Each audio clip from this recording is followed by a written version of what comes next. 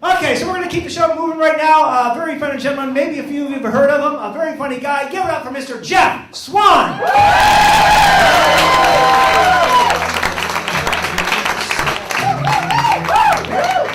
How y'all doing? Yeah. Hey, it's good to be here. I think. No, it's good to be here. So, I'm thinking, right about this moment, for me, in my mind at least, I'm a professional comedian. Thank you. Thank you and good night.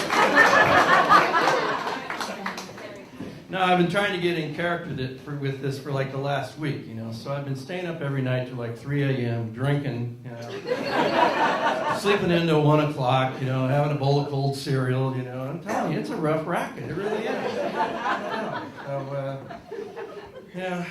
I think back to when I first got started in this business about 30 seconds ago.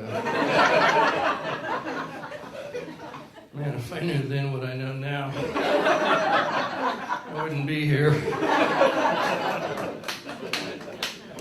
So a little bit about me, I live here in South Orange County. I've been married 35 years, the same gal, Best years of my life. Ruined. And my wife and I, we met in high school, It was a small town, and, we got married really young, and I was raised a Jehovah's Witness, and, they taught us that the world was going to end right about the time I finished high school.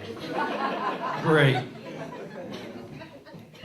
So I obviously didn't have any college or career plans, and I figured last week of school, well, I better grab a wife. World's gonna end. Like, she'll do. I'll take that one. She's got a pretty mouth. She's got good birthing hips, too.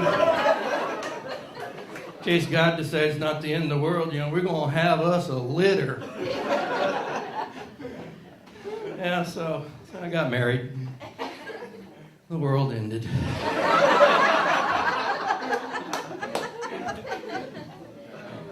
I remember on the wedding day, this is right before I was supposed to go out and receive my bride, and I'm back there and I'm blasting away with Banaka in my mouth, and they make that stuff out of jet fuel or something, I hit it upside down and I direct hit into both my eyes. Oh my God. It burns so bad, and tears are running down my cheeks. My eyes are blood red, and I'm thinking, of all times, why now, right?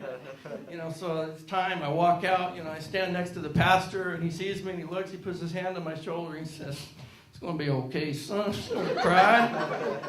Everything's going to be fine." He says, "This is a wedding, not a funeral." He says, "You look like your world's about to end." I never smoked pot, but every one of my wedding photos, I look like I'm stoned. That was tough. That was 35 years ago, man.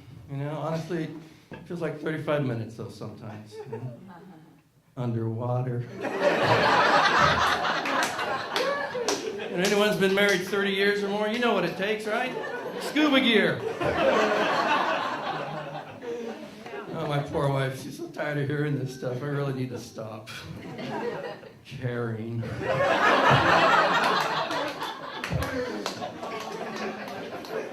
Yeah, so not too long after the world continued, I had to get a job.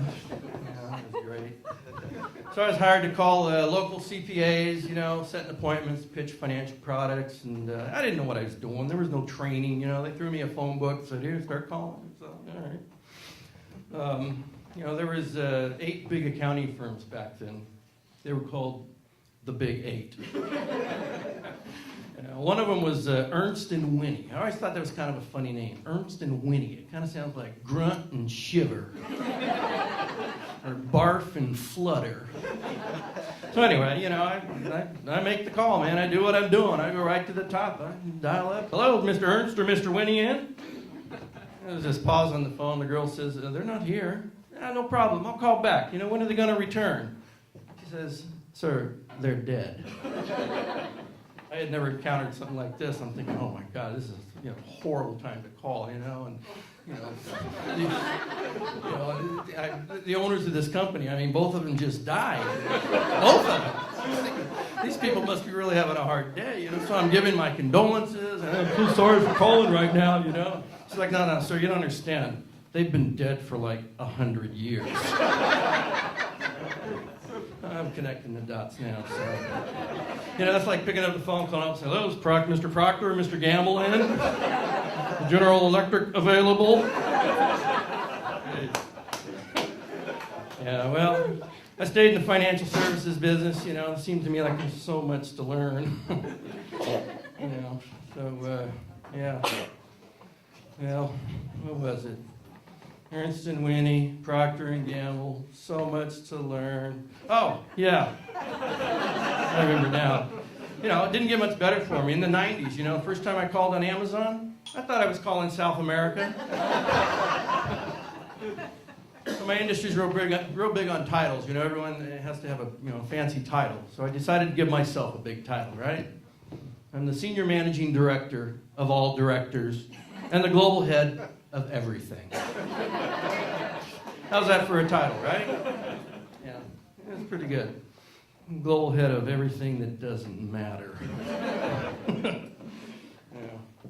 So without my glasses, I'm pretty blind. You know, I really can't see, especially at night. So I was going to work one day, and I just remember, you know, it's kind of late. So I was going to work one day, and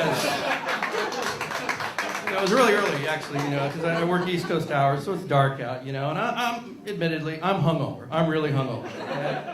I don't have my wallet with me. You know, I lost my glasses the night before, and, you know, I feel like crap. I'm taking the back way, and I'm, you know, trying to drive slow and just get to work, you know. I'm at a stoplight, it turns green, I start to go, and sure enough, off a side street, you know, flashing lights right behind me. I'm thinking, great, you know, this is of all times. So I pull over, I'm sitting there, I'm waiting, you know, and pulls in behind me, flashing lights, you know, I'm looking in my rearview mirrors, just waiting on a guy, and it seems like it's taking forever. I'm wondering what's taking so long, you know. I keep looking, you know, maybe he wants me to get out of the car or something, you know. So I start fishing for my registration, and, you know, I look up and he's gone. He's on the side of me now, and he pulls in front of me and he takes off. It was a street sweeper. I pulled over for a street sweeper without my glasses. When I sat there in front of him until he got tired of waiting on me. Oh, gosh. So my wife and I, we raised two boys. You know, it was a lot of fun, especially when they're little, you know. And, I remember my older son. He was probably preschool age, you know, about 4 years older son. We would always greet each other every morning, you know. I'd say, good morning, Matt. He'd say, good morning, Dad. You know, it's great, you know, I loved it.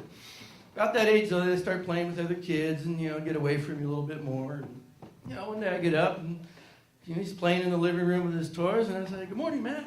He says, good morning, asshole. I tried it again. I said, good morning, Matt. And he looks at me and says, good morning, asshole. I said, Matt, you can't say shit like that. People will think I'm an asshole. I remember one time we're bringing the kids home from a birthday party. You know, I got them all packed in the back of the van there. You know, a bunch of kids. They're laughing, having fun, making noise. And my wife and I, we lean over to each other and give each other a little kiss. You know, a little peck on the lips, right? And it immediately gets quiet. I hear this voice in the back say, I just saw your mom and dad have sex. I hit the brakes. I about ran off the road. I was like, you know, trying to set these kids straight really quick, you know. I'm thinking, how am I going to unwind this now? They all heard it, you know. It's like going through my mind, you know, what am I going to say to their parents, right? You know, that could really be a problem, you know. I gotta say something, and so, you know, I just, you know, one by one, drop them off, knock on the door, and say, hey, here's little Johnny. It was great. Party was fun. We had a good time. Everything was great. And just one more thing, so you know, your kid saw us have sex. But it only lasted 10 seconds. You know, our kids see us have sex all the time. So. All right, thanks a lot. You guys are doing great. Yes, Swan, huh? Let them feel the love. Nicely done.